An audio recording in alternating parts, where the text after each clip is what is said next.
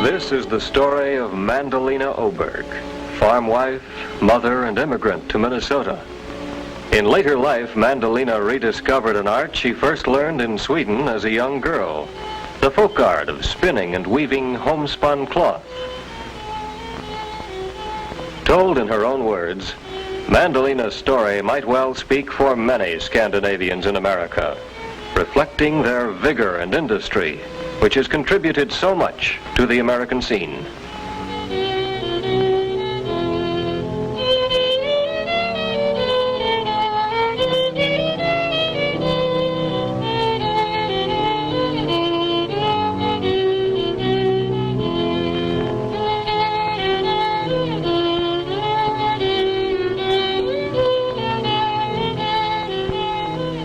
I like to get news from the old country.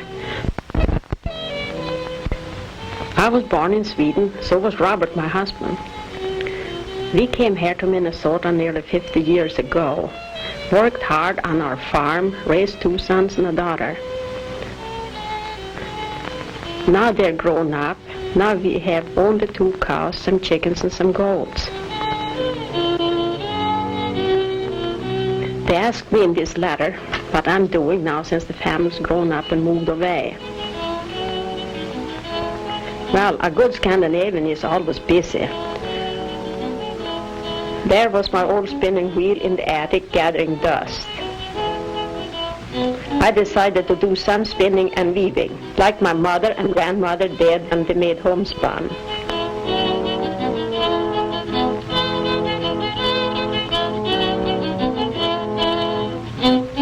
First I have to have some wool. It can get cold here in Minnesota in winter sometimes.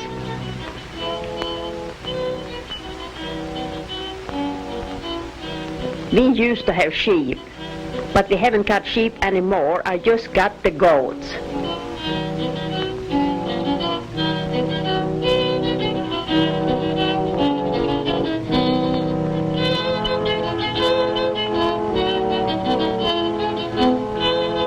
I have to tie up the Angora goat because she will run away otherwise.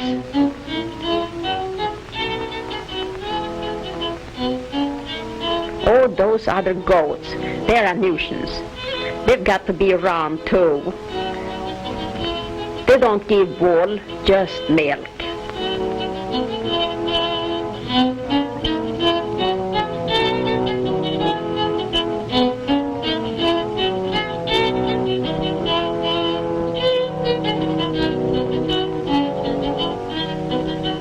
My Angora goat holds still sometimes, but not always.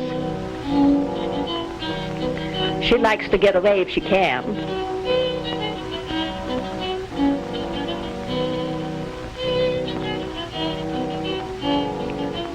She gives about 5 or 6 pounds of wool. It depends on the cold weather and how the goat is fed. A year ago when I sheared her, I got 7 pounds. That's enough to make a coat. You figure if the goat gives 6 pounds of wool, you will get 3 pounds of yarn. You figure about half in waste, about half as much yarn as raw wool.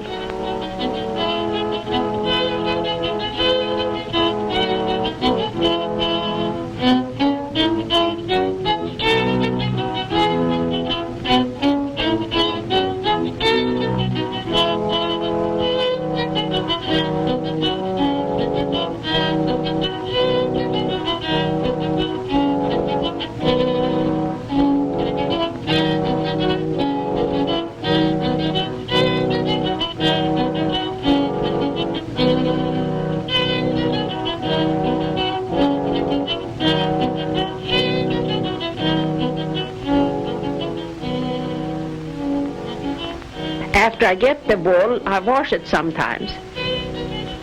Sometimes I card it first too. Depends on what I'm going to make.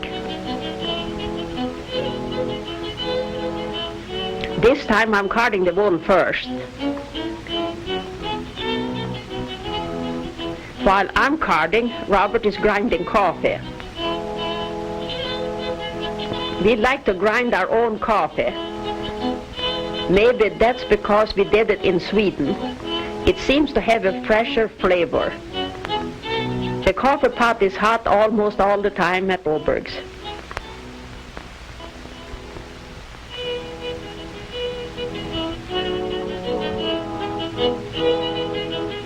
Carding is like combing the wool. It straightens the fibers so they are side by side. Then they will be ready for spinning. These cards was made in Sweden. I bought them when I was there. The cards they make in this country don't work so good for some reason or another. I don't know why. Maybe it's because I like the Swedish products.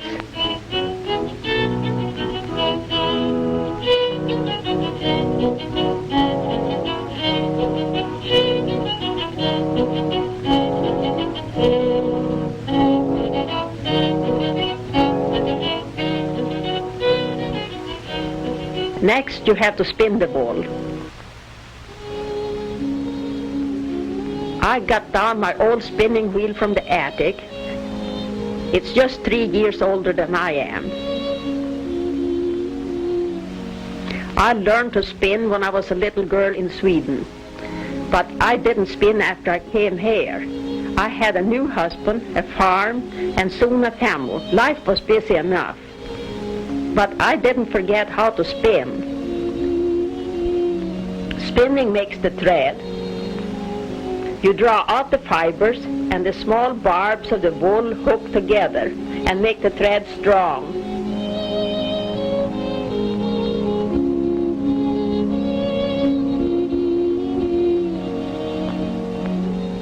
If you want to spin the wool for warp, you spin it in a left twist. For weft, you give it a right twist. Spinning is a long job. It used to take 8 spinners to get enough thread for one weaver.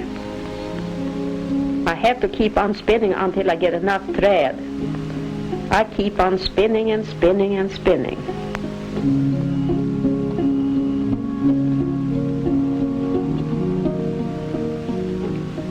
Tuffy, our cat, is having a family. She wants me to keep away so she can raise her family in peace. While the spinning wheel hums, Tuffy purrs. She tries to purr louder than the spinning wheel.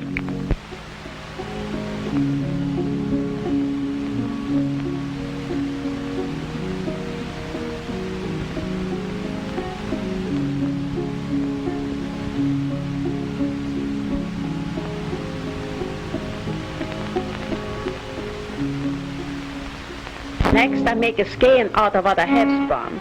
I skein it up so I can wash it.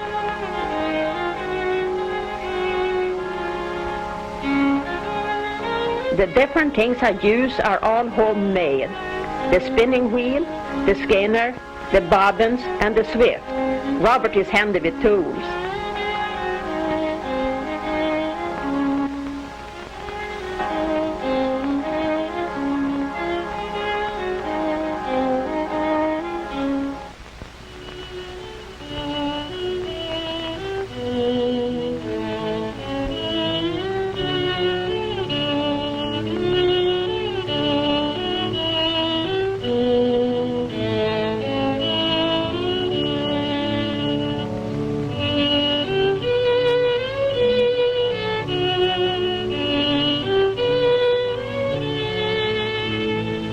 When I get enough skeins, I wash them. I wash the yarn in lukewarm soap water, not hot. It nets together if the water is too warm.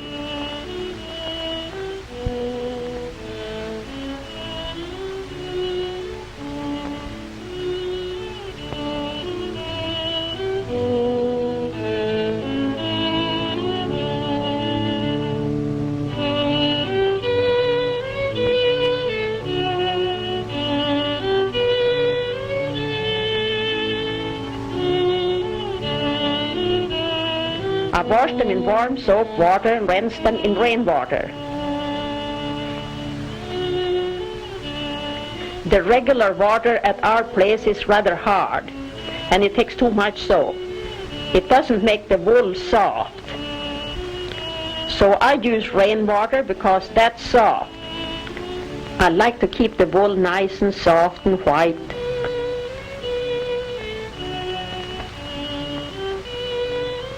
I hang it up to dry in the sun.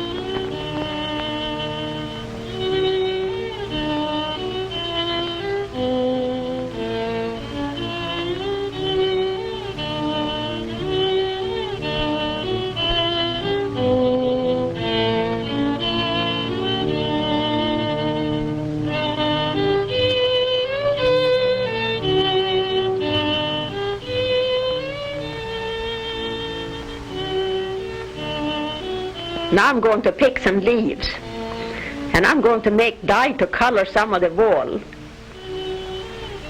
I need some gold color, and the birch leaves make some nice yellow. So does apple leaves and apple bark.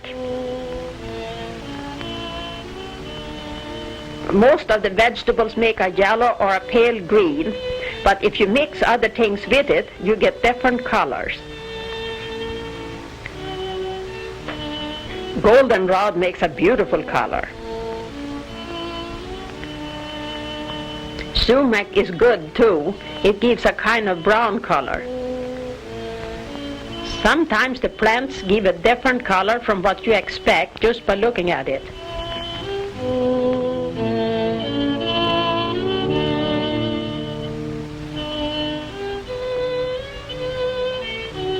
It's quite a job to boil down the leaves for the dye, because you have to boil them for a long time.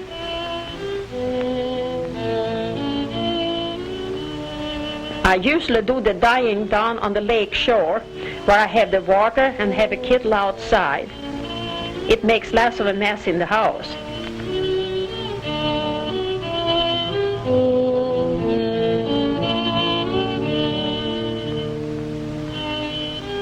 After I have spun the yarn and colored the wool, I'm almost ready to start weaving. I used this old scale beam to weigh the wool. I learned to use that when I was a girl in Sweden. Each mark on the beam tells me how many pounds of wool I got. I can figure out from the weight how long the yarn is.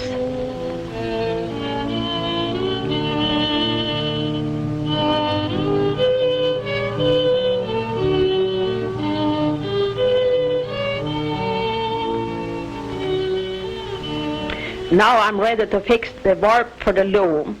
The warp threads are the long ones that go on the loom first. To get the warp ready, I do three things. First, I put the skein on the swift.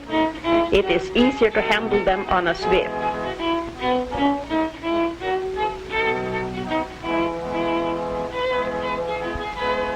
I can bind the skeins onto the big bobbins.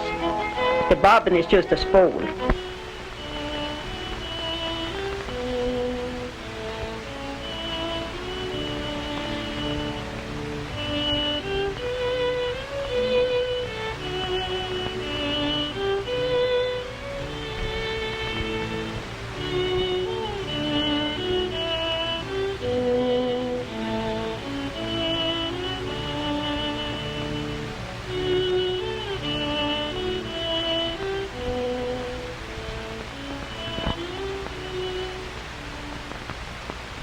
There is a reel which holds the warp threads.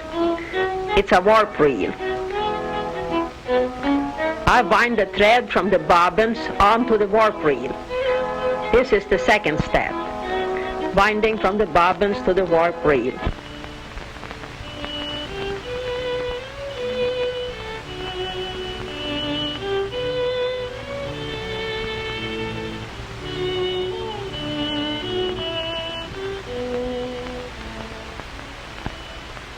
Then the third step is to divide the warp threads and bind them on the loom.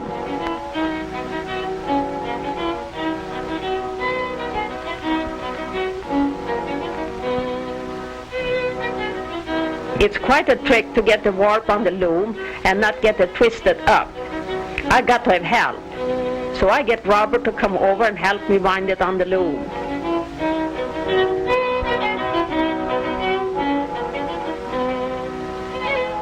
This old loom comes from Sweden.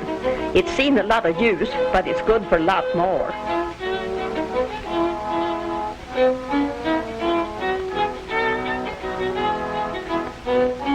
After the warp is wound on the loom, you have to thread the loom. This is very simple, but to those who haven't done it, it seems confusing.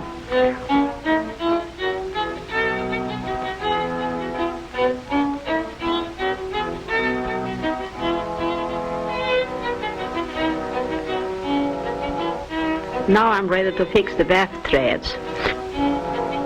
The weft threads go crossways. The weft threads usually make the patterns, so the weft threads are colored.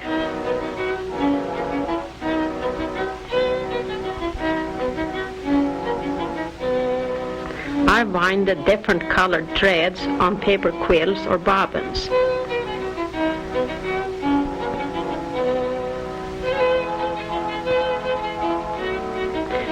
The paper quills and bobbins are put into wooden shuttles. I use as many shuttles as I need colors.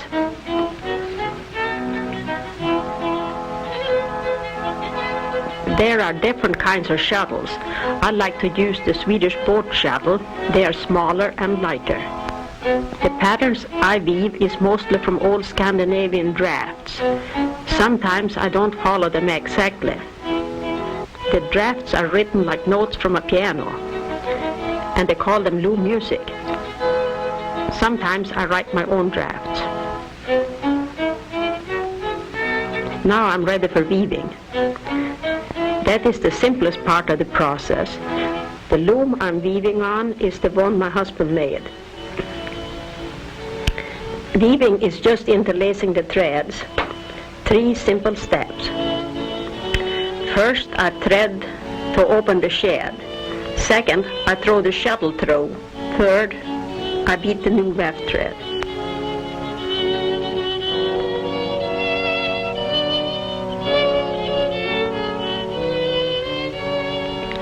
You've got to get into the rhythm of the loom before you can really weave.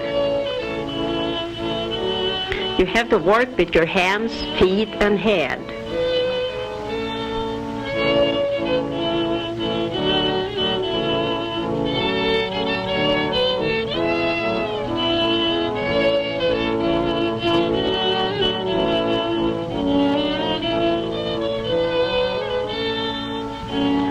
I weave till the warp is all gone, and then cut off the finished cloth.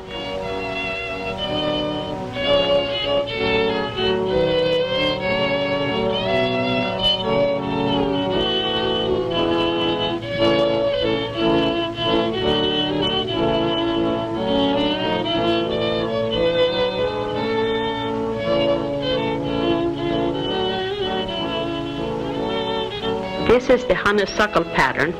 It is very much like rose path. It makes a nice table runner, or I might use it on the piano bench or as a rug. My bedspread is made out of wool that I dyed with the birch leaves. The pattern is called Star of the Sea. That's a Scandinavian name.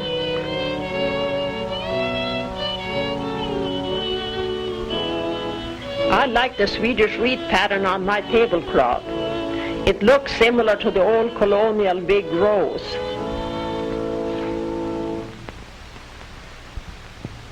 Now it's time for coffee. That's a good old Scandinavian custom too. Fresh ground coffee smells good. It tastes good too. Makes you happy inside.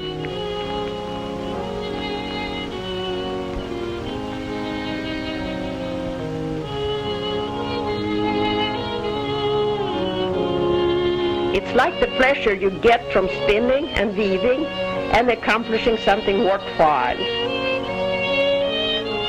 When I answer my sister's letter, I'll tell her Robert and I are still busy from morning to night.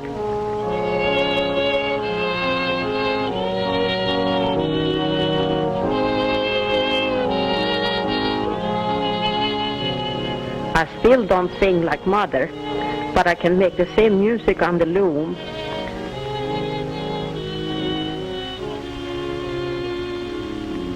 And my spinning wheel hums just like hers.